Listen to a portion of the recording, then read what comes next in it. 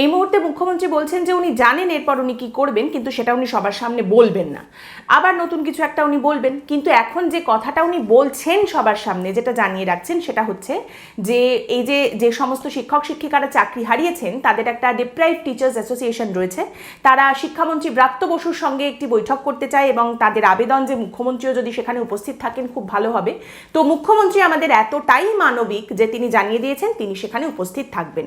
7 তারিখ এই বৈঠক হবে এবং সেখানে অবশ্যই তিনি যাবেন, তিনি শুনতে যাবেন।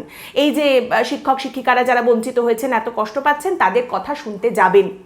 আজ এই মুহূর্তে যখন দেখা যাচ্ছে শিক্ষক শিক্ষিকারা যারা চাকরি হারিয়েছেন তারা ক্যামেরার সামনেই কান্নায় ভেঙে পড়ছেন, হাউ হাউ করে কাঁদছেন।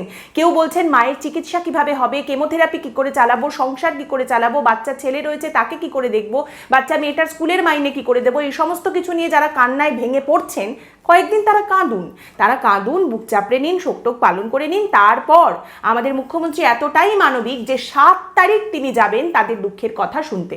একটা এসি হলে বসে সুন্দর করে বৈঠক করে তিনি তাদের কথা শুনবেন। যেভাবে উনি প্রশাসনিক বৈঠক করেন এমন একটা সেটআপের মধ্যে, যেখানে সবাই ওনাকে জি হুজুর করবে, উনি যা বলবেন তাতে সবাই হ্যাঁ হ্যাঁ করবে, এই রকম একটা জায়গায় তিনি তাদের কথাবার্তা শুনতে যাবেন।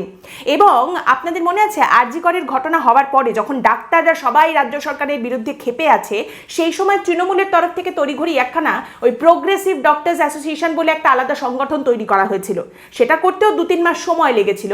এক্ষেত্রে আগে ভাগে মুখ্যমন্ত্রী জানিয়ে রাখলেন যে তিনি কিন্তু যাচ্ছেন। এই ডিপ্রাইভড টিচার্স অ্যাসোসিয়েশনের শিক্ষক শিক্ষিকারা আসবেন তার সঙ্গে কথা বলতে, তিনি তাদের কথা শুনতে যাচ্ছেন। এবং এখন এই বৈঠকে এবং এই ডিপ্রাইভড টিচার্স অ্যাসোসিয়েশনে প্রচুর মানুষের ভিড় হবে, প্রচুর শিক্ষক শিক্ষিকারা যাবেন। তার কারণটা হচ্ছে তারা তো অসহায়, তাদের হাতে আর তো কোনো উপায় নেই। ডুবন্ত মানুষের কাছে যেরকম খড়কুটোই সব, সেরকমই তাদেরও যেখানে তারা একটু আশা পাবেন, যে তাদের কথা শুনবেন, কোথাও থেকে যেখান থেকে তারা সুরাহার একটু মাত্র আশা দেখতে পাবেন, সেখানেই তারা যাবেন, সেখানেই তারা বলার চেষ্টা করবেন এবং সেই বৈঠকেও তারা এটা করতেই যাবেন।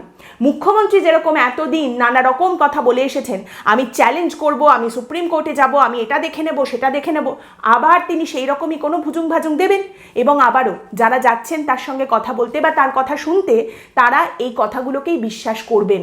কারণ আবারও তাদের কাছে এগুলো শোনা এবং বিশ্বাস করা ছাড়া আর কোনো উপায় নেই, তাদের হাতে আর কিচ্ছু করার নেই।